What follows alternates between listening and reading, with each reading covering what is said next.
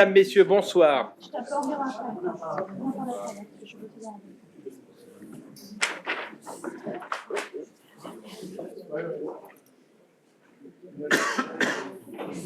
Mesdames, Messieurs, bonsoir. Bienvenue au Conseil municipal de la Côte-Saint-André du 27 novembre 2025.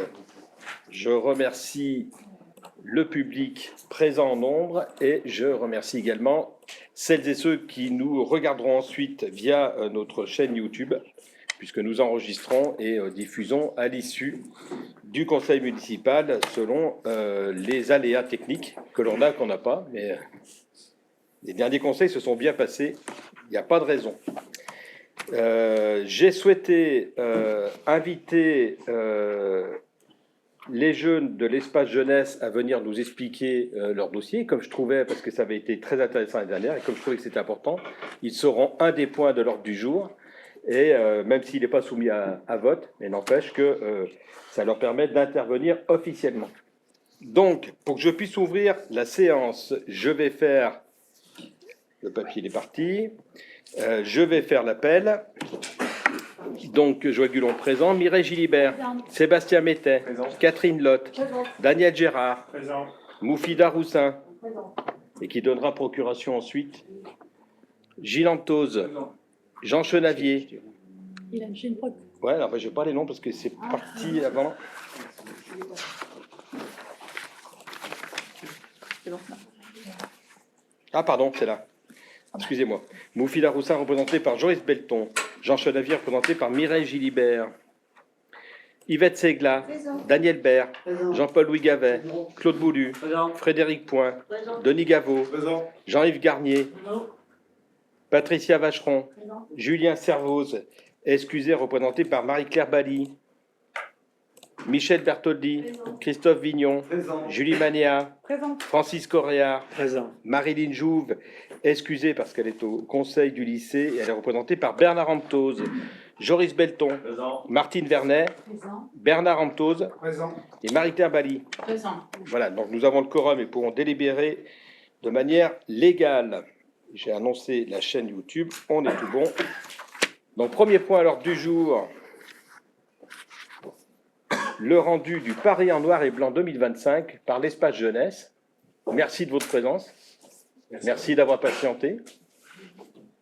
Et puis, je vous laisse la parole. On fait une petite présentation juste avant de lancer le programme de tout ce qui s'est passé avant le voyage, puisque le voyage a déjà eu lieu pendant les vacances de Val-Toussaint. Bonsoir. Alors, nous avons, bien avant le commencement du projet, nous avons participé au projet Coup de pouce pour la 3e année consécutive, du coup.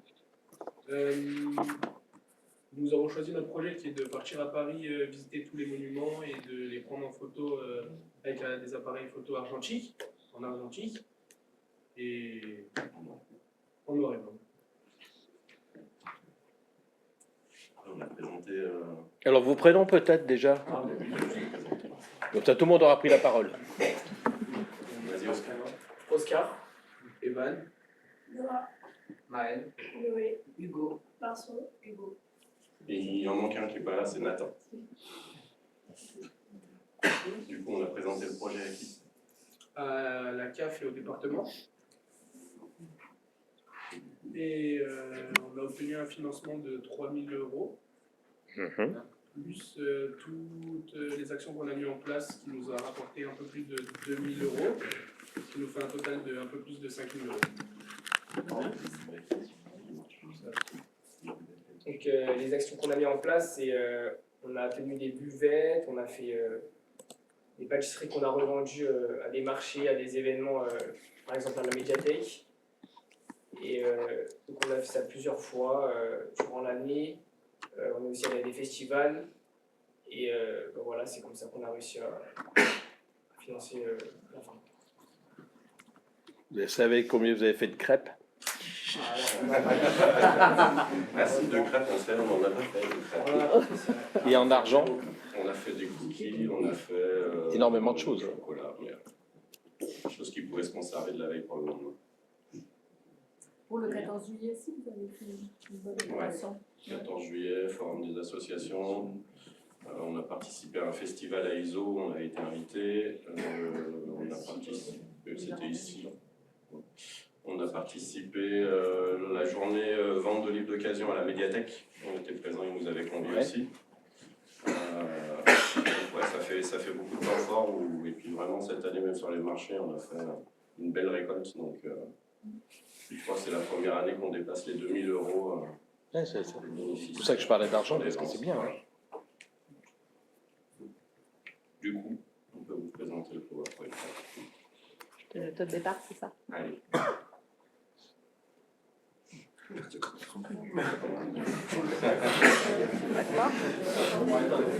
Baissez la lumière.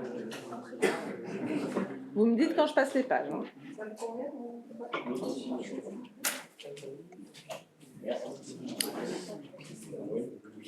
Alors ça, c'est quand on est parti de la station renouvelée pour service Paris, on est parti du centre social à 8h30 pour prendre le train à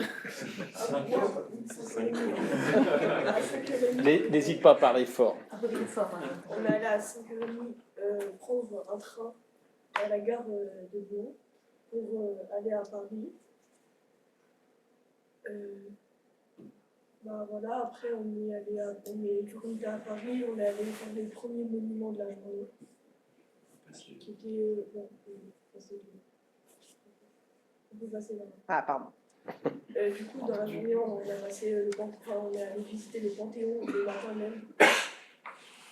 Donc on est allé faire le Panthéon, on a vu le Panthéon.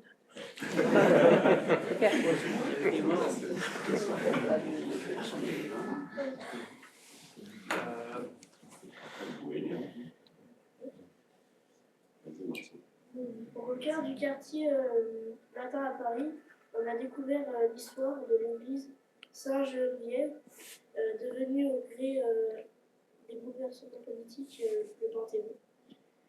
C'est un grand temple avec beaucoup d'armes et de grandes femmes de la nation. Donc, le 6 septembre 1764, la première pierre est posée par le roi Louis XV en personne. Le chantier prendra fin en 1790. Depuis 1791, une panthéonisation successive installe l'édifice dans l'actualité française et internationale. Bien présent dans l'imaginaire collectif, le Panthéon est surtout connu pour ses personnalités les plus célèbres comme Victor Hugo, Voltaire, Marie Curie et Jean Moulin. La plus récente est celle de Robert Badinter en octobre 2025. Donc là, c'est quand on est arrivé à Paris, on n'a pas eu un beau temps. On a pris une averse. Le temps d'aller à Notre-Dame. Donc après, on est allé visiter Notre-Dame, sous la pluie malheureusement. Notre-Dame a été achevée en 1163. Elle a été malheureusement brûlée en 2019. Et après 4 ans de travaux, elle a été de nouveau ouverte au public en décembre 2024.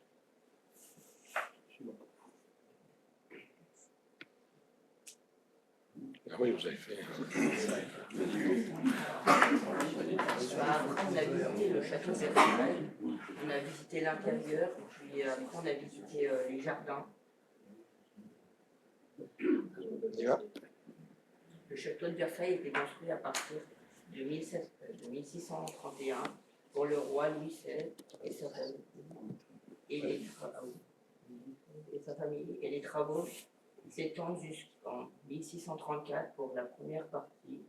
Le château et ses jardins font plus de 60 km².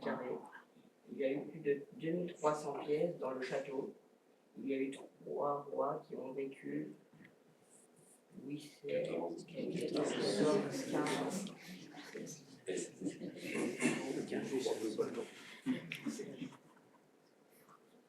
Ils s'appelaient tous Louis. Donc,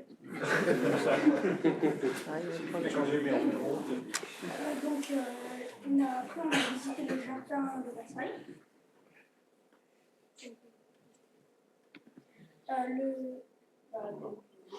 le Sacré-Cœur. Voilà. Le Sacré-Cœur a été construit en 1875 et 1914 et dessiné par l'architecte Paul Abadie. Le Sacré-Cœur se trouve dans le quartier de Montmartre.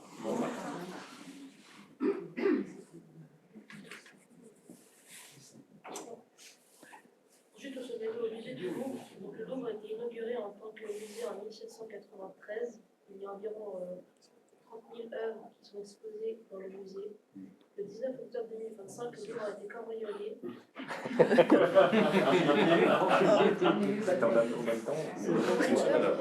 cambrioleurs ont volé 7 bijoux de la 9 bijoux et joyaux de la couronne de France. On n'a pas pu les voir, c'était fermé. Ah ouais. Et vous, vous y étiez juste après? Une semaine après. Il y avait encore Non, ils avaient enlevé là. Donc, il y avait. On peut passer à la suite. Ah, ça c'était jeudi soir. Du coup, comme on avait beaucoup marché, on devait avoir une surprise le mercredi, mais du coup.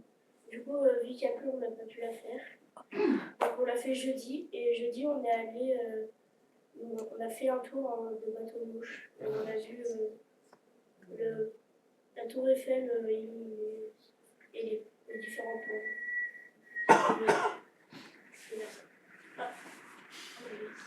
Le Louvre.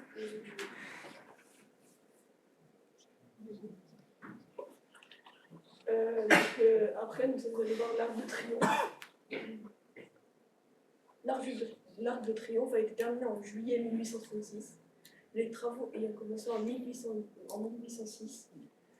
Donc l'Arc de Triomphe fait 50 mètres de haut.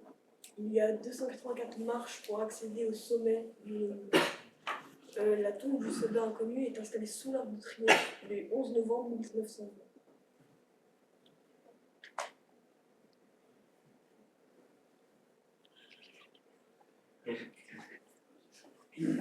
Après, on a fait la visite des catacombes. Aux catacombes, il y a plus de 6 millions de sépultures.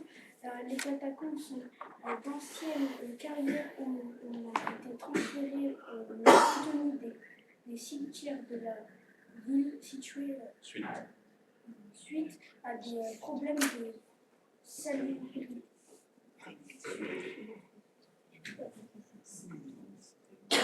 Donc après, on est allé le lendemain, on est allé voir la tour Eiffel. Elle a été construite en 2 ans par Gustave Eiffel et ses collaborateurs pour l'exposition universelle de Paris en 1889. Elle fait 330 mètres de haut et compte 674 de long.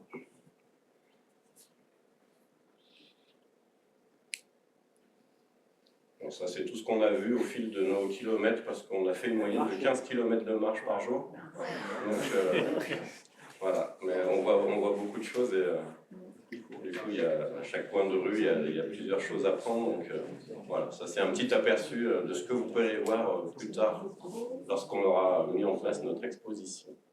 Donc, on n'a pas tout montré, on en a gardé. C'est le teaser. Voilà, et du coup, on tenait à remercier la mairie de la Côte-Saint-André pour tous les avantages, les avances qui ont été faites pour qu'on puisse faire ce voyage. Et forcément la CAF et le département, puisque c'est eux qui mettent en place le dispositif coup de pouce pour les jeunes de 11 à 25 ans.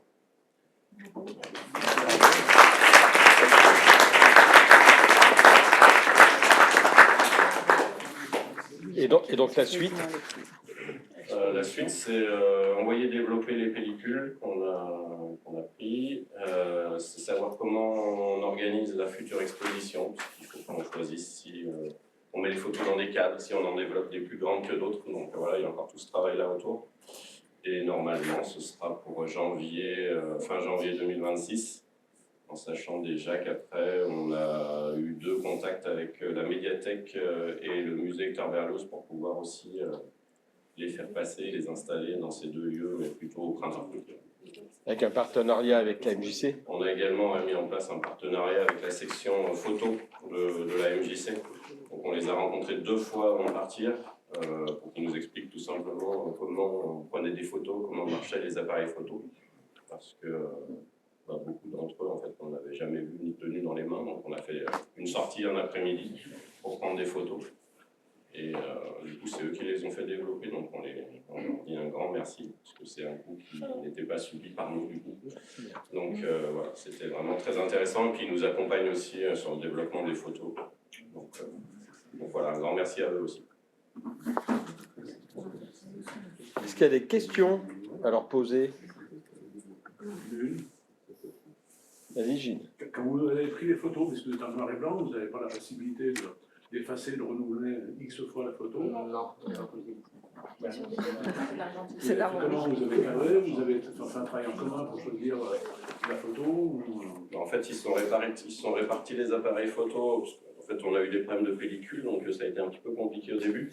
Après, ils sont répartis les appareils photo par 2 ou 3, et puis après c'est eux qui ont vraiment choisi les photos, donc ça va vraiment être une surprise quand on va recevoir les photos.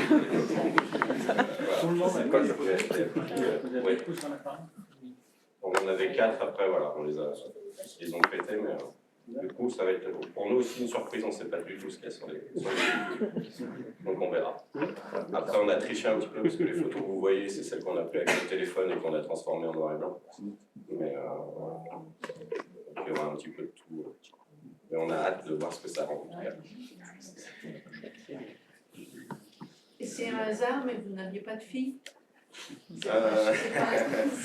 C'est pas un hasard, autant la première année on avait une majorité de filles, l'année dernière on avait 50-50, et là les filles qui étaient déjà présentes avec nous ont grandi et ont d'autres préoccupations que partir 5 jours en voyage.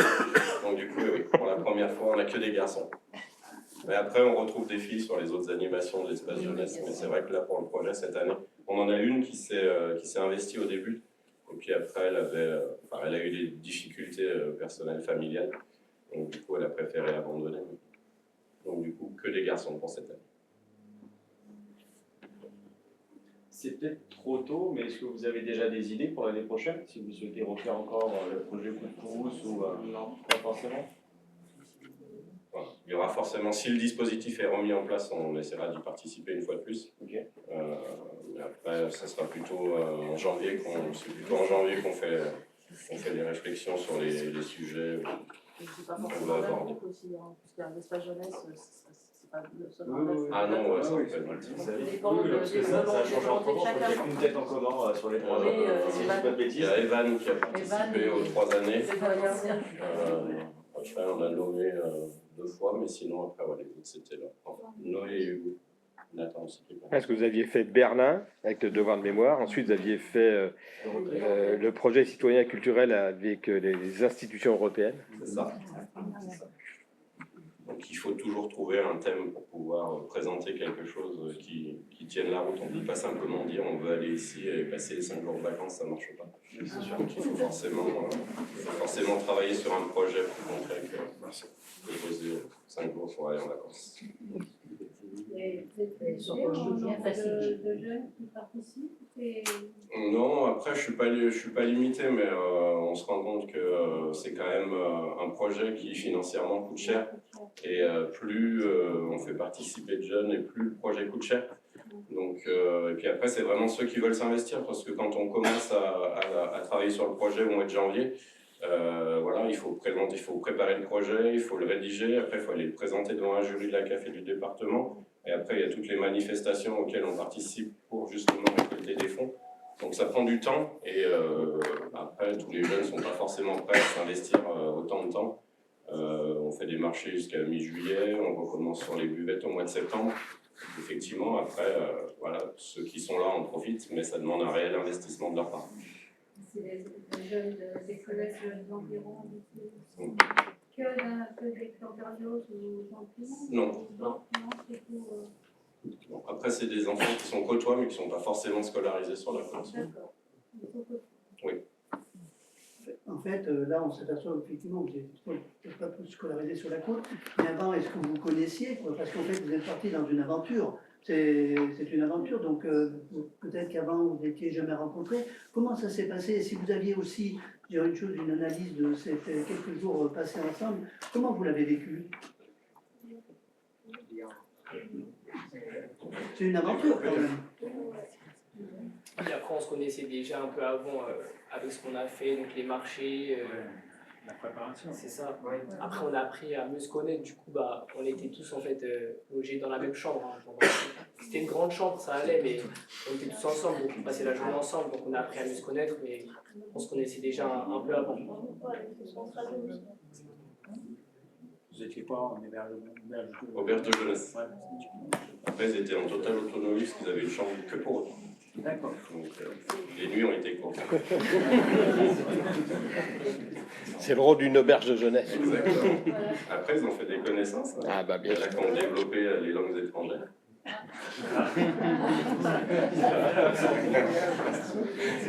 c'est bien, c'est un apprentissage.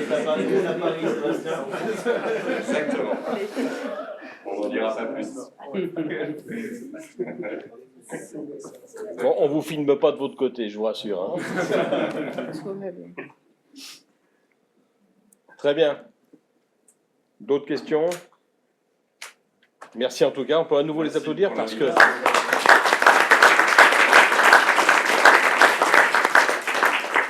Ils vont chercher les financements et ça coûte très peu à la collectivité et eux ont payé, je crois, des... Alors là, c'était exceptionnel parce que donc, ça fait 3 ans qu'on subventionne nos voyages. Là, ils ont juste eu un coût de 25 € parce que c'est compliqué avec la RATP. Voilà, c'est ça. Donc c'est le seul. Donc, si vous connaissez quelqu'un à la RATP, voilà. Parce qu'en fait, on n'arrivait pas à prendre les tickets d'avance. On n'arrivait pas à les commander avant, donc on a été obligé de les prendre sur place. Donc ça a été toute une histoire. Même sur place, c'était compliqué. Bon, bravo en tout cas, puis on se voit en janvier pour l'exposition. Bravo en tout cas, bonne fin de journée, merci.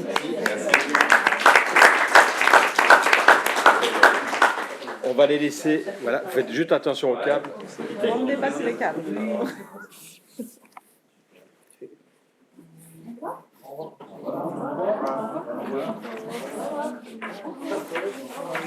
C'est bien, merci beaucoup. Merci. Merci à vous. Bonne soirée. Ouais, je fais attention. Merci, au revoir. Voilà, mais je trouvais intéressant qu'on puisse les rencontrer parce qu'ils ont vraiment porté le projet. On les a vus dans toutes les manifestations. On les a trouvés à beaucoup d'endroits. Ils étaient volontaires. Très bien, nous allons passer au point numéro 2 de ce conseil municipal en rappelant que le public doit garder le silence. Voilà, donc là sur l'intervention, pas de souci, ce qu'on était avec les jeunes, mais le public n'est pas autorisé à s'exprimer. Donc, nous allons sur cette délibération approuver le procès-verbal du conseil municipal du 30 octobre 2025. Vous l'avez reçu dans votre convocation. Et avant de vous le soumettre au vote, vous dire que nous avons reçu le 24 novembre 2025 un courriel de Madame Magnéa du groupe municipal La Côte-Saint-André pour tous qui nous a fait valoir la remarque suivante. Après relecture du compte-rendu du précédent conseil municipal et écoute de l'enregistrement audio, nous avons constaté que les modalités de vote lors du point numéro 9, vente de garage îlot rue Courte, n'étaient pas conformes à ce qui est fait habituellement. En effet, à l'issue de la discussion, Monsieur le maire a demandé s'il y avait des personnes qui s'opposaient, puis a clôturé le vote sans demander s'il y avait des abstentions. Il en est déduit dans le compte-rendu que 22 personnes ont voté pour. Dans ce contexte et en l'état, il nous est impossible de valider le compte-rendu. Nous sollicitons un nouveau passage de ce point en conseil municipal afin d'avoir un vote conforme sur cette délibération. Je vous propose d'amender le compte-rendu pour pouvoir le soumettre au vote avec ce que je viens de vous lire, plus cette réponse. Après examen de la demande, il est effectivement constaté qu'il n'a pas été procédé à l'appel d'éventuelles abstentions de vote. Il est à préciser qu'aucun membre du conseil municipal n'a fait de remarques à ce sujet en séance à la suite du vote et qu'afin de pouvoir statuer sur la demande de Madame Magnéa, la ville a pris la tâche du bureau de contrôle de légalité de la préfecture de l'Isère et qu'une information de la suite à donner sera faite au conseil municipal à réception du retour de la préfecture. Par ailleurs, il est précisé qu'en tout état de cause, les abstentions n'étant pas comptabilisées dans les votes, la délibération aurait été approuvée à la majorité dans tous les cas. Voilà ce que je vous propose en réponse à votre demande, de rajouter dans le compte-rendu et de soumettre le compte-rendu, puisque ça a été acté. Maintenant, il faut qu'on attende les demandes de la préfecture de savoir si on doit repasser le point ou faire autre chose. Avec cet amendement que nous mettrons à la fin du compte-rendu suite à cette demande, je vous propose de le faire voter. Est-ce qu'il y a des personnes qui sont contre ce compte-rendu avec cet ajout à la fin, ce cartouche?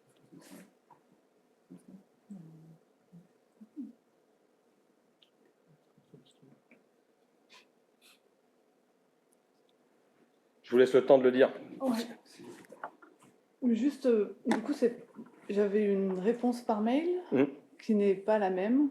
Oui, simplement, on va l'inscrire au prochain conseil municipal. Donc, on va juste demander quand même. Nous, on a dit que de toute façon, ce qui vous a été répondu par mail, c'est qu'à ce conseil municipal, on ne peut pas le mettre parce que la convocation est déjà partie. Donc, je ne peux pas le faire ce coup-ci, puisque la convocation est partie, je ne peux pas rajouter des points. Donc, on vous a répondu qu'on l'inscrirait à un prochain conseil municipal. Entre-temps, nous demandons à la préfecture qu'elle nous donne son point de vue. Et puis, si nécessaire, on repassera au prochain conseil municipal, ce qui doit être, pour le coup, respecter la forme, être dans l'ordre du jour.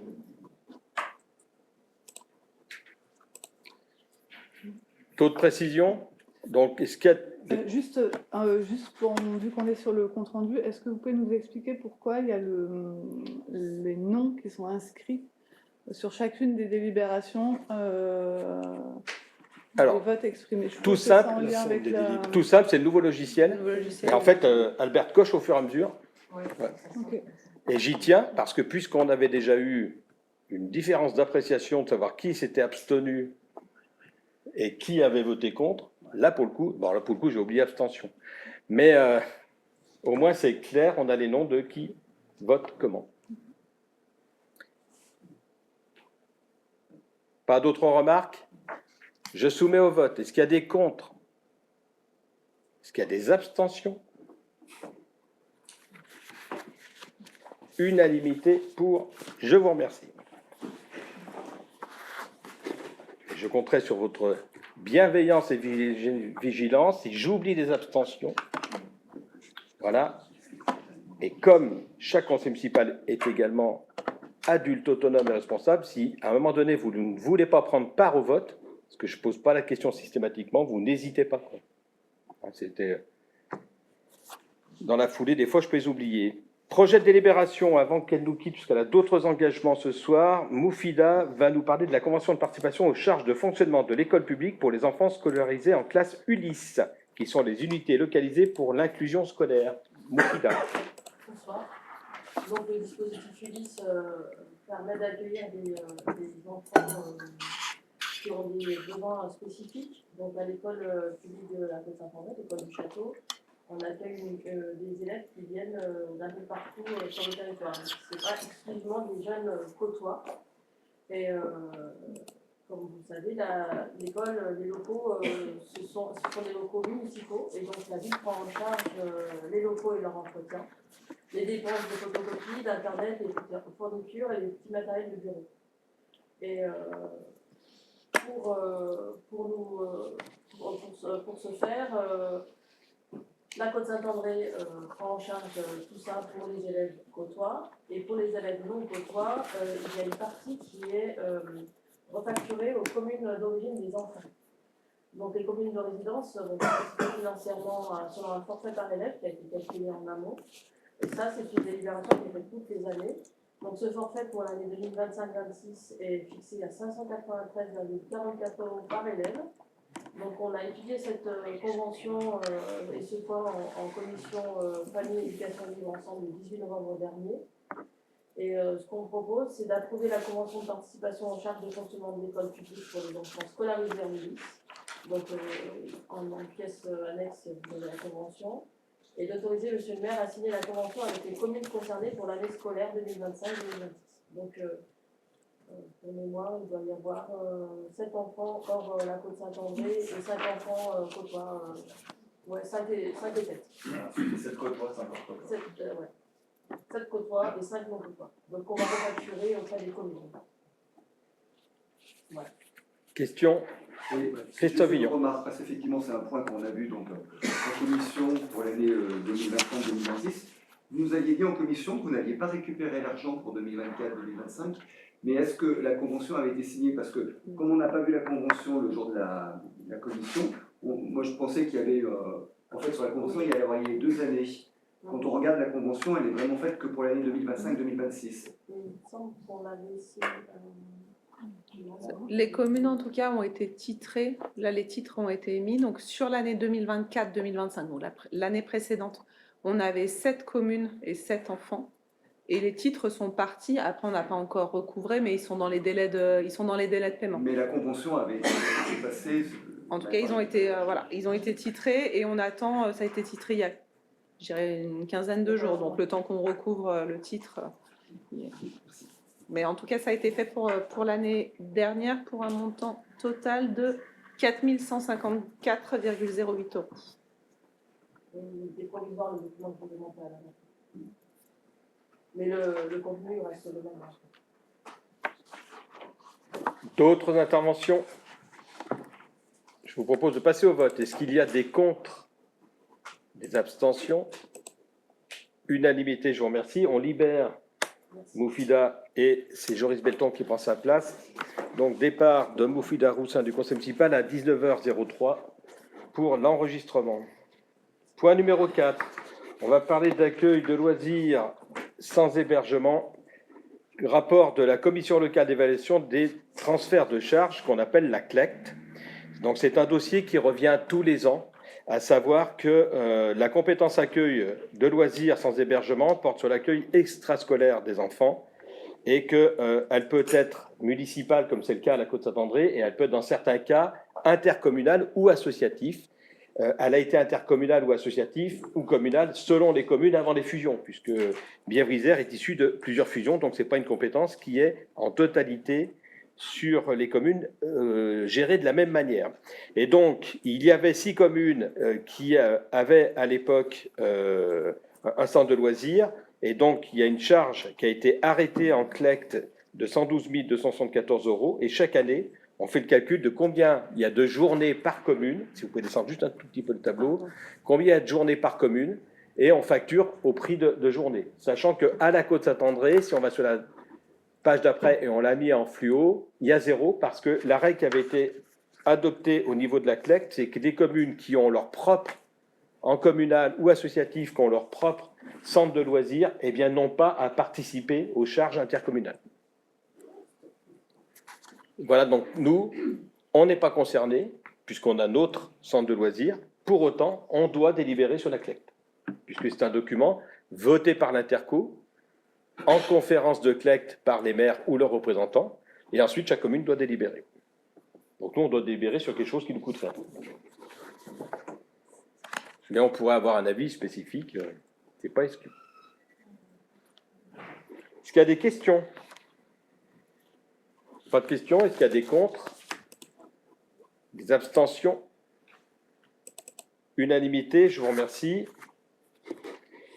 Alors, on va avoir sur le 5, le 6, le 7, le 8, présentation du prix, du rapport annuel sur le prix et la qualité du service public de l'eau, de l'assainissement collectif, de l'assainissement non collectif et de la gestion et collecte des déchets.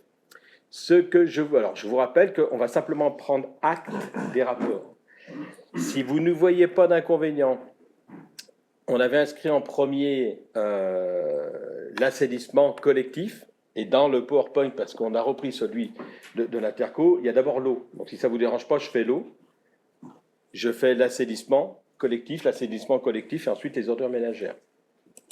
Et si ça ne vous dérange pas, j'explique l'ensemble, et on débat globalement sur l'eau, et ensuite on fait les ordures ménagères, ou si vous voulez que je fasse, j'allais dire service par service. Moi, je suis ouvert.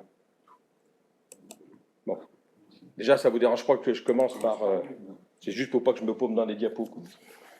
C'est celui-ci que vous projetez. Oui.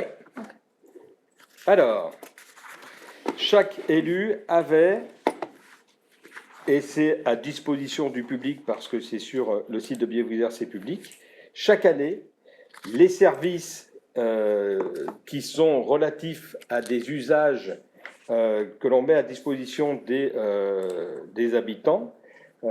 Chaque service doit toutes les années faire un rapport annuel qui permet de savoir ce qu'on a fait cette année et puis de pouvoir se comparer avec les années précédentes. Donc ça s'appelle rapport annuel sur le prix et la qualité. Alors on va faire le service assainissement, le service eau, etc. C'est des documents qui font une 50aine de pages et qui vous donnent qui vous résument dans l'année l'activité du service. Alors, si on commence par... Alors, moi, j'en ai fait une synthèse. Vous aviez les documents en complet, mais j'ai essayé d'en tirer quelques grandes informations. Donc, concernant le patrimoine, on va partir sur l'eau. Le RPQS, c'est le rapport sur le prix et la qualité du service. Vous voyez que pour l'eau, c'est 29 000 abonnés environ en 2024, progression de 1%. Les volumes d'eau prélevés, 4,5 millions plus 1%. Les volumes achetés aux collectivités extérieures, moins 6%. Là, c'est une baisse parce qu'on a connecté Saint-Paul-d'Iseau. Et les volumes facturés qui sont en baisse de 2,5% sur 2,7 millions. Ça, c'est pour vous donner grands chiffres. Sur le patrimoine, on continue. Pour vous donner un ordre d'idée, nous avons remplacé, renouvelé 10 119 mètres en 2023, beaucoup moins en 2024, parce qu'il y avait d'autres dossiers qui étaient lancés. Et vous voyez qu'on n'en a fait que 3,4 km, donc moins 66% si on compare. Et on a posé beaucoup moins de compteurs parce qu'on arrive dans une phase plus calme, puisque petit à petit, on remplace les compteurs anciens par des compteurs avec télérelève. Voilà, parce que le problème d'un compteur, c'est que plus il est ancien, plus son calcul est... moins son calcul est juste. Voilà. Sur les données d'exploitation, il a été décidé l'année dernière d'arrêter le lissage, parce que comme on était issu de plusieurs intercommunalités, il y avait en fait différents prix de l'eau. Et comme nous avons engagé, depuis la présidence en 2022, nous avons engagé des gros travaux sur l'eau, et un schéma directeur de l'eau et un schéma directeur de l'assainissement qui est à disposition des nouvelles équipes à partir d'avril l'année prochaine, eh bien, il avait été décidé d'arrêter que le prix de l'eau soit différent entre les 50 communes, selon les territoires. On a lissé d'une manière haute, c'est-à-dire tout le monde a maintenant le même tarif. Donc, c'est-à-dire, si on fait un prix moyen, c'est-à-dire qu'en fait, on prend toutes les taxes et on part du principe qu'un foyer consomme 120 mètres cubes, ça nous donne un prix.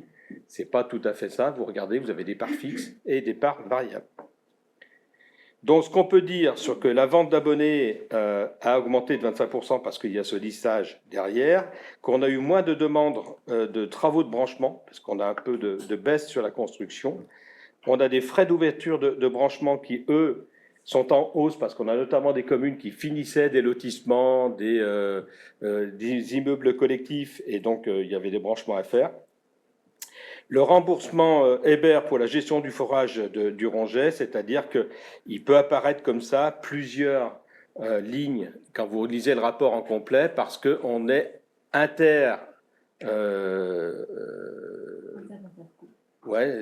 on est supra-interterritorial, puisqu'en fait, on a des accords avec Hébert pour des rejets d'assainissement des captages d'eau. On est en lien entre Bièvrest pour Saint-Paul-d'Iseau.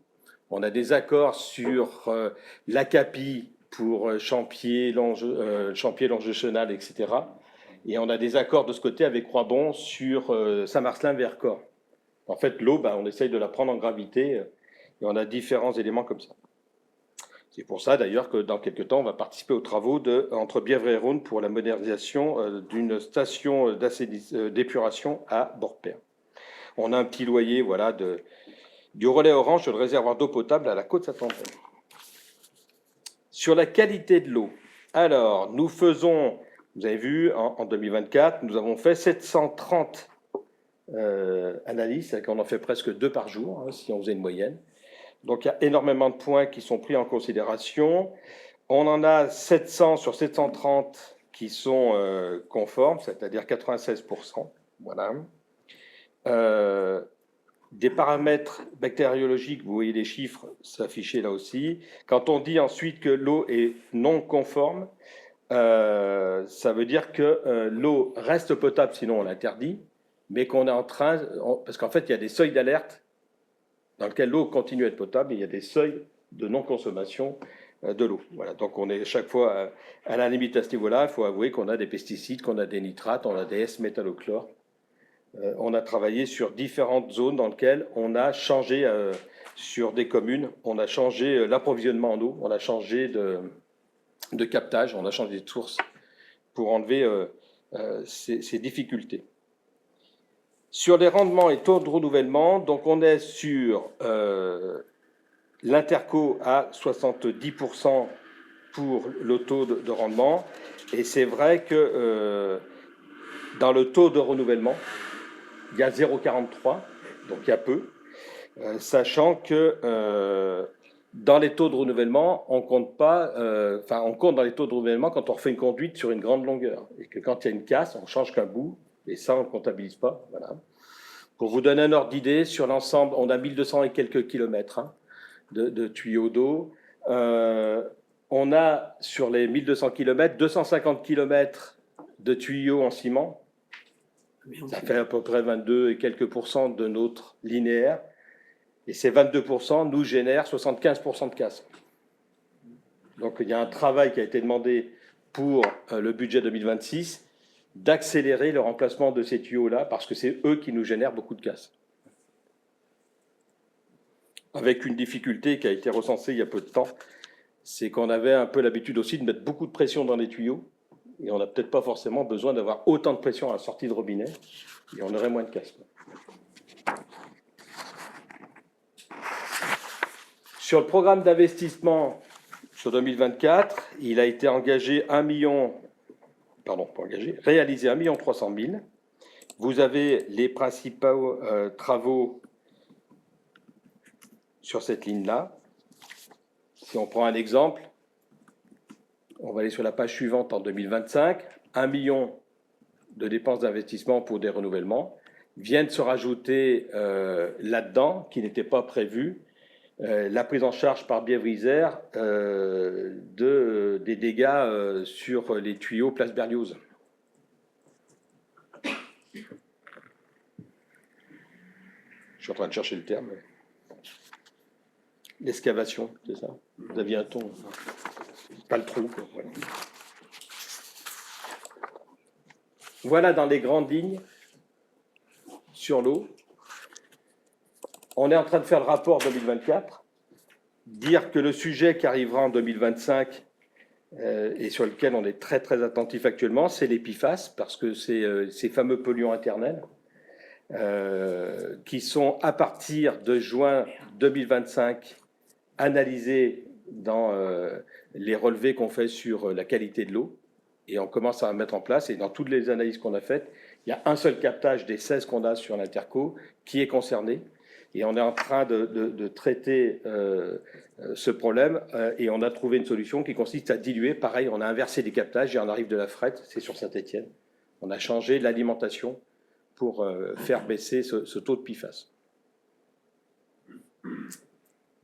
J'enchaîne sur l'assainissement ou comme vous voulez? Vous me dites. J'enchaîne? Allez. Parce que l'eau est une ressource qu'il faut gérer dans sa globalité. Donc là, on a pris l'eau. On l'utilise. Maintenant, on va la remettre dans le milieu naturel. On a deux manières, soit par l'assainissement collectif, soit par l'assainissement non collectif. Sur la côte Saint-André, on a une grande partie en assainissement collectif, avec une particularité dans les centres anciens, mais pas qu'à la côte, c'est qu'on a encore une partie unitaire, et petit à petit, on passe en séparatif. Donc si on prend le patrimoine sur l'assainissement collectif, vous voyez qu'on a presque 21 000 abonnés, qu'on a un taux de raccordement de presque 112%, c'est-à-dire que les autres sont en assainissement non collectif, ils ont une obligation de contrôle, et on va les voir, et ils ont une obligation de mise en conformité. Et de toute façon, aujourd'hui, c'est obligatoire dans une vente. Donc on doit montrer quel type d'assainissement on a lorsqu'on vend un bien. Les volumes, vous êtes à 1 800 000 mètres cubes de facturés. On est en baisse de 1,8%. Et sur les volumes non domestiques, 86 590 mètres cubes, ça, c'est les grosses entreprises qui tirent de l'eau. Donc, on a, grosso modo, peu d'entreprises qui consomment de l'eau sur notre secteur. En grande quantité, je m'entends. Si vous prenez Elidan, etc., sont des structures qui, de plus en plus, sont en auto-consommation et en cercle fermé, en circuit fermé pour leurs besoins en eau. Sur les indicateurs de performance, donc vous avez sur les systèmes de notre intercommunalité, on a, nous, 2 stations d'épuration sur la côte Saint-André, l'Écharpillate, plus celle de Centre-Bièvre. Celle de Centre-Bièvre, on n'y pense pas forcément, on est toujours sur la côte Saint-André, hein, quand on est sur la route qu'on appelle, nous, la route de Saint-Siméon qui va à Marcilleul. Elle est sur la côte Saint-André et elle capte bien entendu une partie basse de la côte Saint-André, mais surtout elle va collecter à partir de Silan, elle va Iso, Silan, Saint-Étienne, elle ramène tout sur notre territoire, sachant que c'est celle-ci sur lequel par exemple on a fait d'énormes gains puisqu'on a du photovoltaïque, on est en autoconsommation là-bas. Donc cette station est considérée comme conforme, comme celle d'Écharpillate. En performance, elle est à certains moments considérée comme non conforme, parce que quand il y a des orages, il arrive beaucoup plus d'eau. Voilà, ça c'est la vie. Et à ce moment-là, ils considèrent qu'on met de l'eau diluée dans notre système d'entrée de station. Donc à ce moment-là, on n'est pas conforme, parce qu'on ne devrait avoir que ça. En fait, on a des bassins, mais s'il y a des fortes pluies, ça déborde. Et donc, vous voyez que quand ils disent ça, c'est 1,6% des volumes reçus. C'est-à-dire qu'on a moins de 2% des volumes qui arrivent qui ne sont pas conformes. Et n'empêche qu'on n'est pas conforme pour ces 1,6%.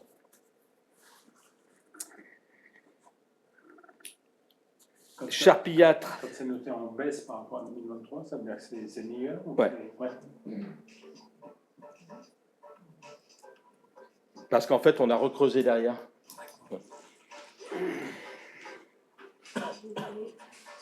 Après 2 années de non-conformité sur la station des Charpillates, on est bien. Vous avez vu que c'est suite aux travaux qui ont été faits, puisqu'on a, vous vous rappelez, la ville de la Côte-Saint-André, on a cédé un foncier, on a cédé un espace. Il y a un très gros bassin qui récupère lors des orages. Et ensuite, on va traiter là-dedans, on récupère l'eau et on la traite au fur et à mesure. Bien entendu, on ne peut pas parler d'assainissement collectif sans parler du très gros chantier de Saint-Jean-de-Bournay. Donc en rappelant que la partie nord du territoire n'était pas conforme, à tel point qu'ils avaient eu des avertissements depuis 2008, et à tel point que l'État avait arrêté l'autorisation de permis de construire. Donc ils avaient des trames d'inconstructibilité. Ça veut dire qu'il y a des communes qui, depuis 2019, ne signaient plus aucun permis, parce qu'ils n'avaient pas fait les travaux. Voilà. Donc quand j'ai repris la présidence, on a repris le dossier, on l'a travaillé, et on a monté un système de raccordement à Vienne-Condrieu agglomération. Donc en ce moment, quand vous allez à Vienne, tous les tuyaux là, c'est ceux qu'on est en train de poser pour les scores là-bas. Il y en a pour un petit moment, hein. Voilà, je préfère vous le dire. Il y en a pour 4 ans, montant total des travaux, 27 millions. Voilà, reste à charge pour l'interco, je ne sais plus si c'est 12 ou 16. En tout cas, il faut se mettre en conformité. On n'a pas le choix.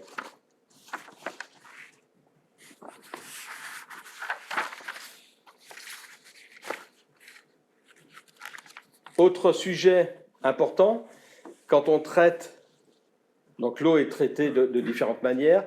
Si vous n'avez jamais visité, moi je vous invite à le faire. On fait des journées portes ouvertes au moment des journées de l'eau, etc.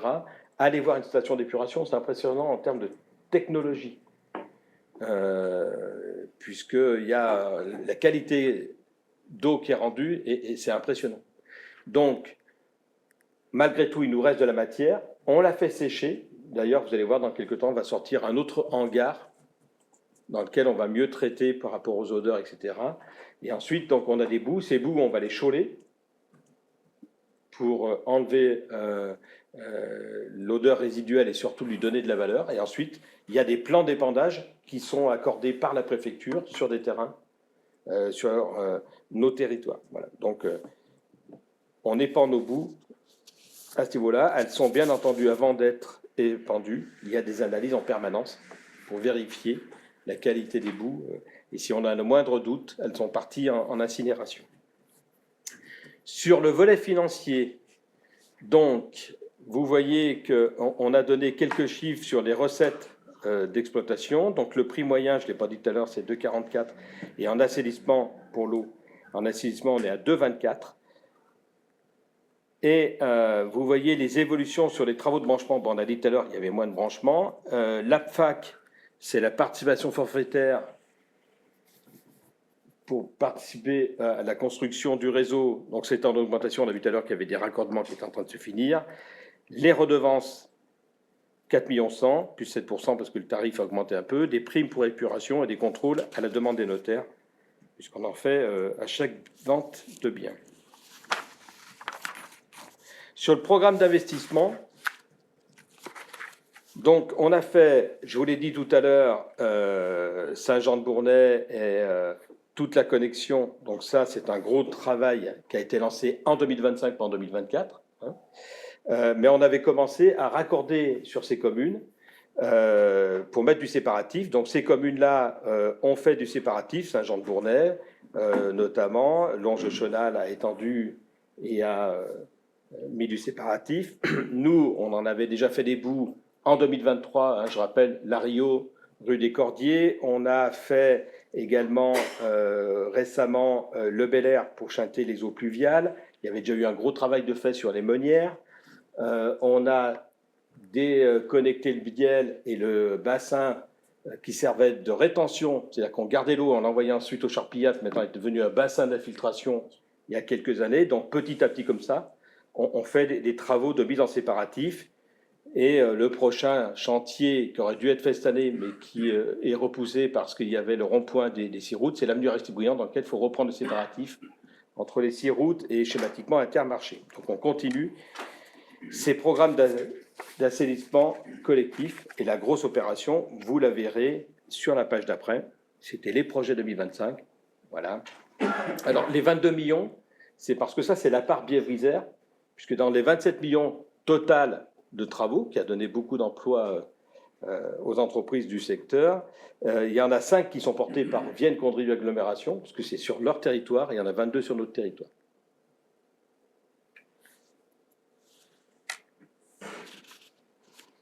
Donc vous voyez quand même qu'en 2025, presque 25,5 millions de travaux. Ça, c'est l'assainissement collectif. Sur l'assainissement non collectif, donc on en a sur la côte Saint-André un peu moins, parce que nous on a une grande partie connectée, mais vous voyez que sur l'ensemble de Bièvre-Isère, notre SPANC, c'est 7225 abonnés. Donc c'est stable. On fait des contrôles sur les installations neuves, on fait des contrôles sur les installations existantes, et puis quand il y a des ventes, etc., il y a des réhabilitations qui sont faites pour être mises aux normes. Alors vous voyez que les chiffres ne progressent pas trop, parce que de plus en plus, là où il y a du réseau, on met du branchement sur l'assainissement collectif. Bièvre-Isère fait le contrôle, ça vaut 254 €, et si vous êtes sur un offre, vous le payez une fois, et si vous êtes sur un contrôle de l'existant, plutôt que de demander une fois, je crois que c'est tous les 5 ans, au lieu de demander une fois tous les 5 ans une somme, on a fait que c'est tous les ans qu'on demande dans la facture. Et comme ça, on va faire les contrôles et on n'a pas besoin de refacturer. C'est fait à ce niveau-là. Donc ça représente, vous voyez, 228 000 € de recettes. C'est pas simple parce qu'il faut repasser, parce que les gens ont entre 3 et 5 ans pour se remettre aux normes s'ils ont une installation qui n'est pas aux normes. La difficulté, c'est que ceux qui ont hésité, il y avait une aide du département à hauteur de 25%. Et cette aide n'a pas été reconduite à partir de 2025. Donc ça veut dire que nous, on aidait 25% également, c'est-à-dire que dans les coûts de travaux de mise aux normes, on payait la moitié. Alors il y a les plafonds, il y a tout un tas de choses, mais on payait à peu près la moitié du coût de rénovation. À partir du 1er janvier 2025, ceux qui n'ont pas fait leurs travaux, ils n'ont plus les 25% du département, puisque suite aux difficultés financières, le département a rappelé que l'eau et l'assainissement doivent être d'abord payés par l'usager. Et donc, à un moment donné où les temps sont difficiles, on arrête ces filières-là. Il a aidé pendant un certain nombre d'années. Donc, ça peut-être, on s'interroge, nous, sur comment gérer ça, parce qu'on peut avoir des gens qui vont différer leur raccordement. Et en dehors du problème financier, il y a le problème du risque de pollution des secteurs. Bon, en tout cas, c'est une question qui a été posée. Voilà, donc j'ai fait eau potable, assainissement collectif, assainissement non collectif. Avant de passer à l'autre sujet, pour le public, ce sont des budgets annexes. Donc on rappelle que dans une collectivité, on lève l'impôt, par exemple sur la taxe foncière, et puis on la met dans un pot commun et on en fait un usage. À Bièvre-Isère, on a la taxe foncière aussi, et on la met dans un pot commun et on fait du service, on se paye avec ça. L'eau, l'assainissement, les ordures ménagères, c'est soit de la redevance, soit de la facturation au mètre cube. Et donc, la loi demande à ce que ces budgets qui sont annexes, pour l'eau et l'assainissement, soient financés par l'usager. C'est-à-dire que tous les travaux d'investissement, tous les remboursements d'emprunts, tous les travaux de fonctionnement doivent être financés par l'usager. Donc, en fait, quand on veut avoir un certain niveau de travaux, d'entretien, eh bien, on regarde le prix du mètre cube et on fait varier le prix du mètre cube. Ce n'est pas une subvention qu'on peut avoir pour l'investissement local, mais ce n'est pas une subvention du budget principal ni une subvention d'un autre organisme. C'est l'usager qui paye sa dépense. Voilà sur l'eau et l'assainissement. Je peux répondre à vos questions ou à écouter vos remarques.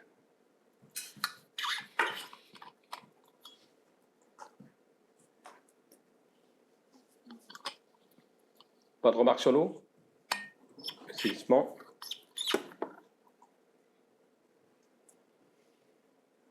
Je considère qu'on a pris acte des rapports.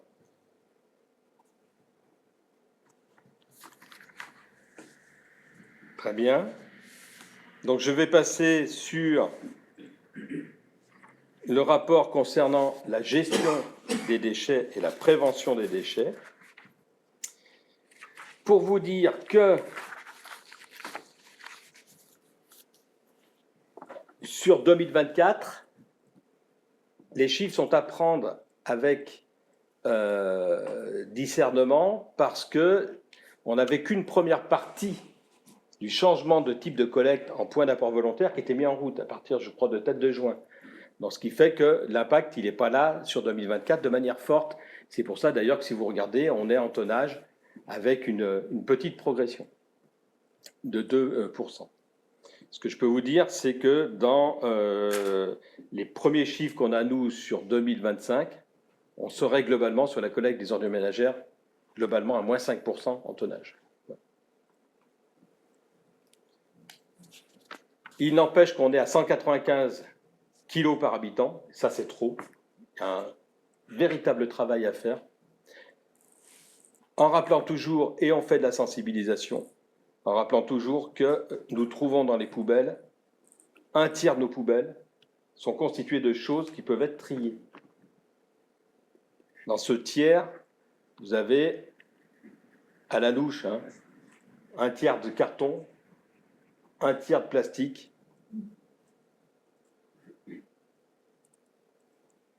du verre. Donc des choses qu'on peut recycler facilement, quoi. On en a encore énormément. Et c'est un véritable travail qu'il faut mettre en place. Et on a demandé un travail en commun avec le SMICTOM. Comment on sensibilise, comment on relance pour trier davantage. Puisque malheureusement, la taxe générale sur les activités polluantes dont on a parlé souvent, qui est passée de 1 à 20, de 20 à 65 euros la tonne, il y a des réflexions dans la loi de finances, enfin la probable loi de finances, de la monter jusqu'à 105 euros la tonne. Donc, il faut enlever du déchet, Il n'y a que comme ça qu'on pourra baisser. Sur la collecte sélective, donc vous voyez qu'on est en hausse de plus 1,80% entre 2023 et 2024. Les premiers chiffres que l'on a sont bons, on serait à plus 12% sur le jaune. Donc ça veut dire que là où on a mis les PAV, petit à petit, les règles changent et c'est efficace. Voilà. Il faut attendre, hein, ce n'est pas un sujet qu'on peut régler comme ça en une année, il faut que les habitudes se prennent. Mais en tout cas, les chiffres que l'on a sont encourageants. Ensuite, sur les déchetteries, alors, 2024, vous vous en souvenez peut-être, enfin, moi en tout cas j'ai un bon souvenir de la première semaine de janvier 2024, on avait mis en place le contrôle d'accès, voilà, on avait pris un règlement un peu dur. Alors entre tous ceux qui sont allés à fond en décembre, parce que voilà, et tous ceux qui avaient peur d'eux, ça n'a pas été simple, il y a eu des discussions, il a été revu le contrôle d'accès, l'objectif était de ne pas mettre dans nos déchetteries des déchets de personnes des communes environnantes. Donc c'est-à-dire qu'en clair, c'était réservé à nos habitants du territoire, et c'est pour ça qu'on a remonté, vous êtes à 52 passages, zéro souci, parce qu'on est même plutôt aujourd'hui entre 32 et 36 passages. Voilà.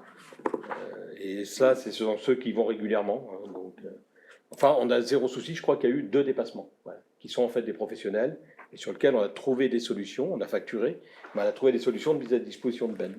Donc ça veut dire que l'effet est là. Résultat des courses, vous le voyez en bas, moins 26%. Voilà. Donc ça veut dire que là aussi, on paye quand ça part à Penol, on paye de la taxe. Eh bien, ça veut dire qu'en à peine une année, on a amorti le système de contrôle des déchetteries. Et donc, à partir de 2025, c'est du gain sur cet outil. Et on a eu très peu de dépôts sauvages. C'était la crainte des gens que ça explose. Vous avez ensuite un tableau qui récapitule ici ce qu'on ramasse sur les tonnages 2023-2024, les kilos par habitant, et puis on a mis en face, dernière colonne, le ratio national pour montrer un petit peu où on est. Voilà, donc on a beaucoup moins de déchets ménagers que la moyenne nationale, et vous voyez que dans nos déchetteries, ça marche bien. Mais il y a un débat qui va être lancé, parce que dans les déchetteries, il faut qu'on passe à l'étape maintenant suivante, qui est de mettre en place des recycleries, c'est-à-dire au lieu de mettre dans une benne et puis de jeter, quoi, c'est comment on peut réutiliser, quoi.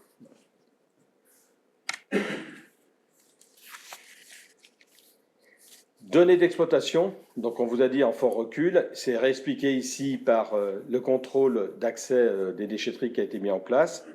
Et puis on rappelle qu'on a une seule déchetterie qui est Roibon, qui elle n'a pas de contrôle d'accès. Alors elle est marginale en termes de tonnage, mais il y a eu un petit peu des reports sur cette déchetterie, sachant qu'on l'a fermée pendant un certain temps parce que le quai n'était pas aux normes, donc on a retouché le quai pour que ça puisse être utilisé en toute sécurité. Alors, les reports sur les tonnages se sont faits dans les autres intercos, ce qui fait que la dernière du secteur qui n'était pas en contrôle d'accès va le passer. Ou l'a passé, je ne sais plus. Ah oui, comme par miracle, ils ont fait 25%.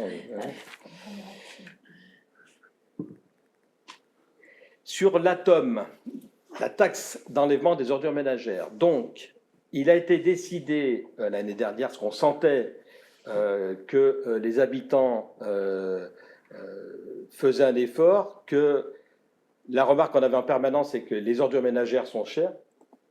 Voilà, effectivement, si vous faites le total, nous sommes en 2025, en budget, nous avions 9 millions pour gérer nos déchetteries, nos déchets, transport, collecte et envoi à Penol, et puis ensuite, soit enfouissement à Penol, soit retraitement, etc. Donc c'est énorme par rapport à ce qu'on fait sur notre territoire, c'est 9 millions. Donc il faut à tout prix qu'on le baisse. Et donc il a été décidé en conseil communautaire, le conseil communautaire a décidé de baisser la taxe d'ordures ménagères pour envoyer un signal aux habitants, sachant que à des endroits, là où on était par exemple à 14,96, c'est-à-dire l'autre secteur, quand on passe à 14,46, ça veut dire que ça absorbe la hausse des bases, donc ça veut dire que les gens n'augmentaient pas. Il y a des endroits, enfin nous on a baissé de quelques euros, il y a des endroits quand ils étaient à 14,76, 14,46, eux ça leur fait juste la compensation. En tout cas là aussi, il a été décidé d'harmoniser, puisque selon les intercos d'origine, entre guillemets, il n'y avait pas le même taux. Donc là il a été décidé de le mettre pour tout le monde pareil sur le territoire. Vous avez ensuite le bilan financier sur nos dépenses de recettes. Voilà. Donc vous l'avez sur les ordures ménagères. Si vous prenez par exemple, on a 4 millions qui nous servent ensuite à financer nos investissements derrière. Et une fois qu'on aura fini d'installer, les camions ont été achetés, fini d'installer les PAV, eh bien, petit à petit, on devra arriver à des coûts plus acceptables. Voilà sur les ordures ménagères ce que l'on peut dire.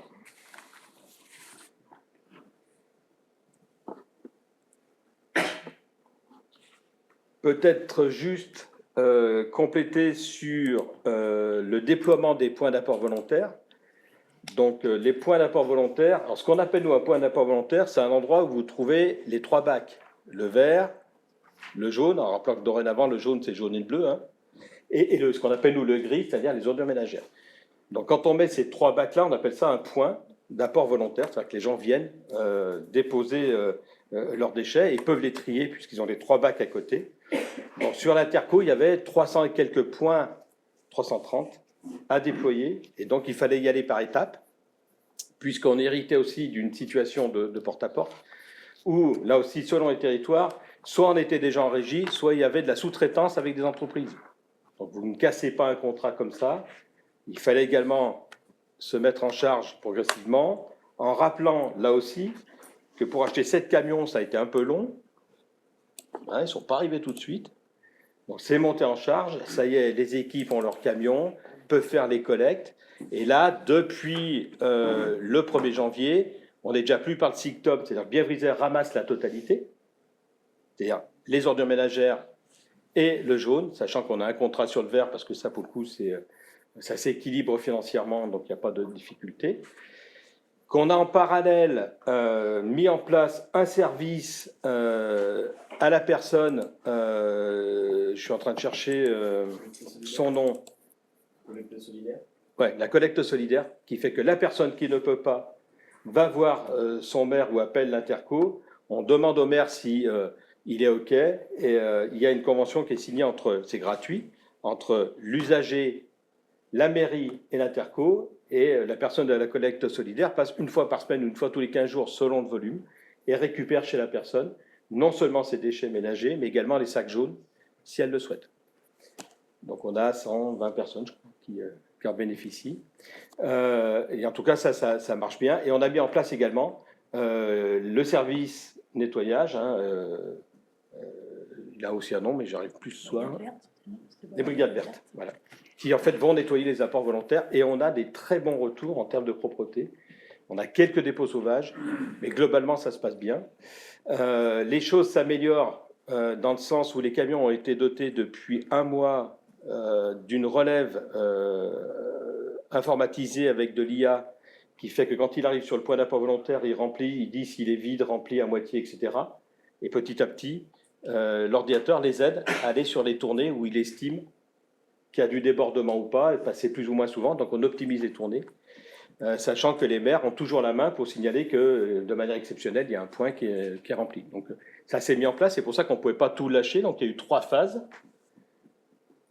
Les 2 phases ont été installées. On est en phase de déploiement de celle-ci. Il va rester la 3e phase, qui sont les 3 communes importantes, La Côte, Saint-Jean et Saint-Étienne-de-Saint-Joire, parce qu'il y a un nombre de bacs qui est conséquent. On ne change pas la manière d'y aller comme ça. Avec une difficulté spécifique sur la Côte-Saint-André, c'est qu'en centre ancien, faire passer le camion, on a fait plusieurs essais, c'est une vraie galère. On a fait des essais de pause sur la place de la Halle, le gros cube gris que vous avez peut-être vu pendant un certain temps. Mais dès qu'on a des voitures mal garées, c'est impossible à passer en camion. Donc on galère comme pas possible.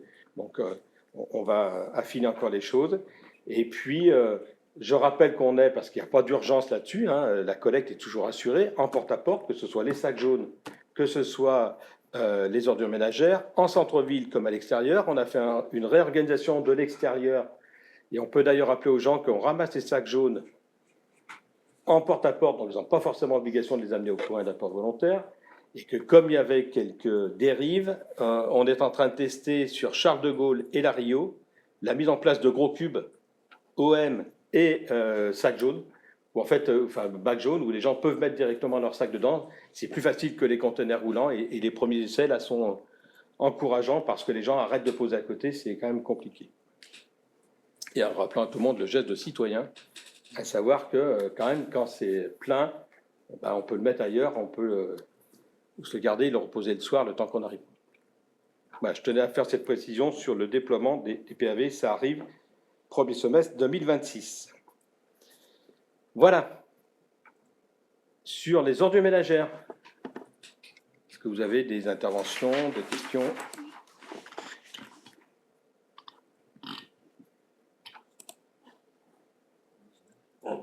Pas d'intervention orale. Pas besoin de vote.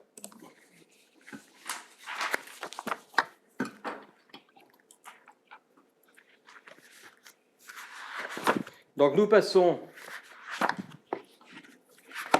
Dommage qu'il n'y ait pas de discussion. Nous passons au point 8. C'est fait aussi. Eh bien, il reste les infos diverses.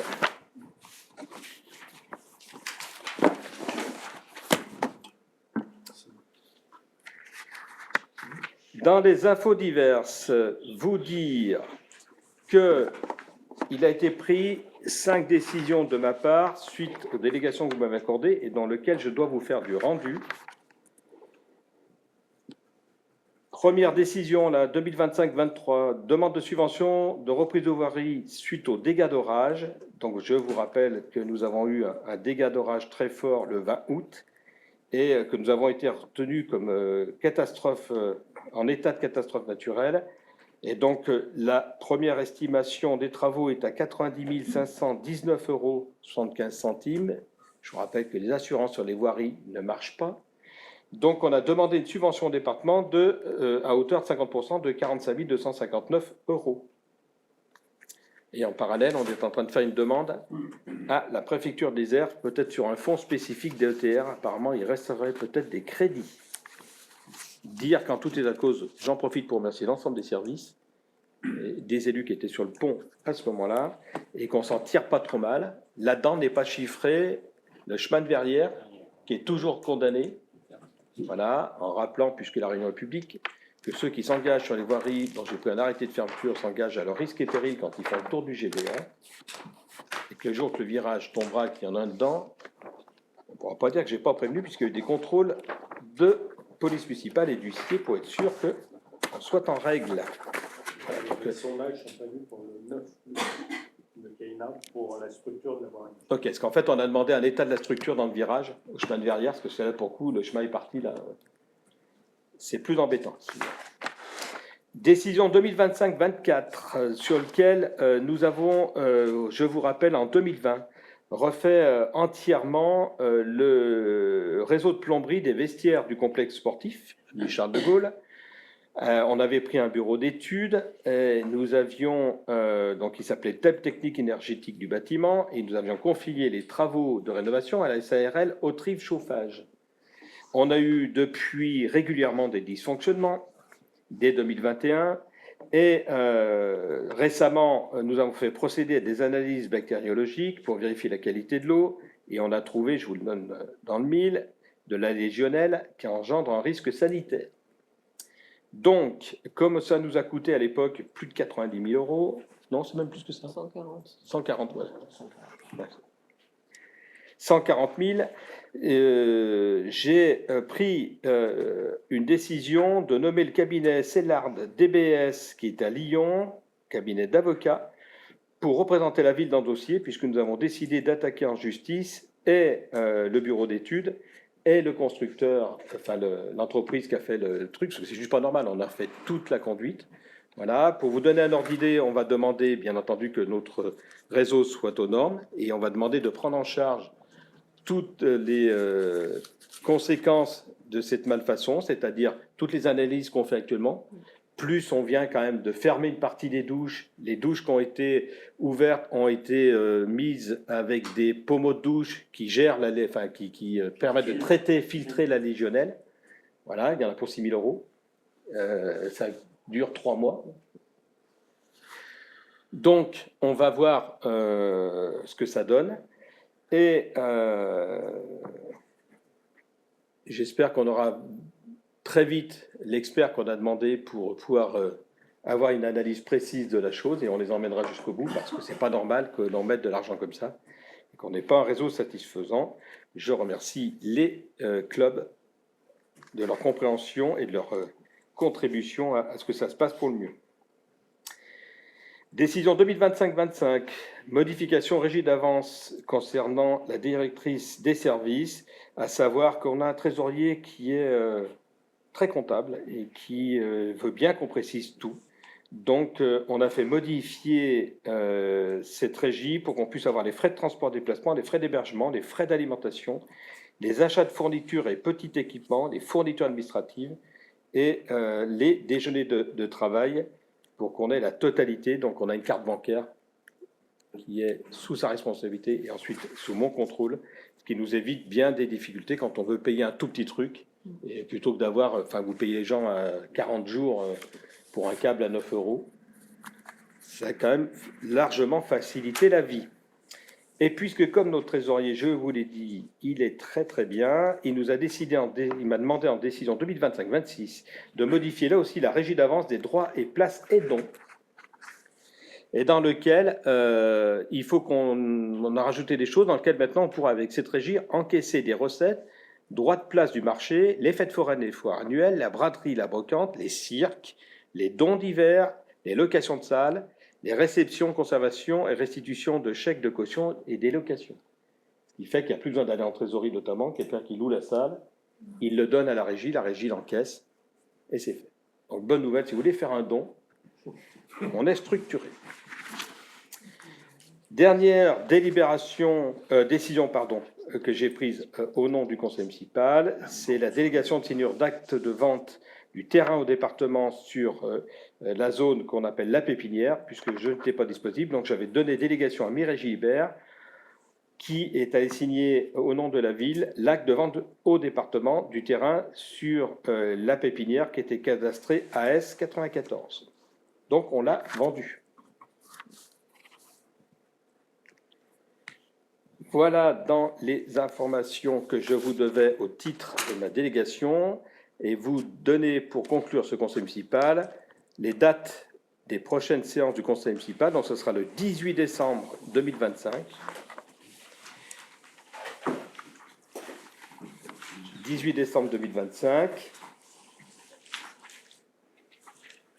Et je rappelle aux conseillers municipaux, mais c'est également valable pour le public, que chaque année, la ville de la Côte-Saint-André et son CCAS organisent une collecte de la banque alimentaire dans les magasins. Et ensuite, c'est stocké à la Côte-Saint-André et c'est redistribué aux familles qui en ont besoin à la Côte-Saint-André. Donc, on fait vraiment du circuit court et du local. Et on a quelques désistements.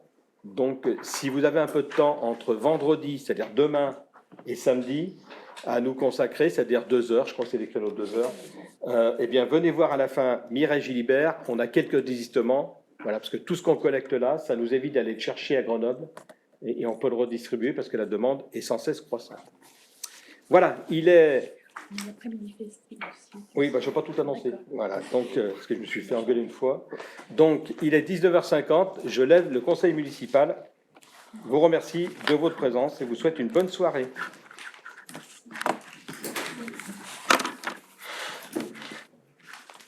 Voilà, pour le coup, ça n'a pas enregistré. Bien.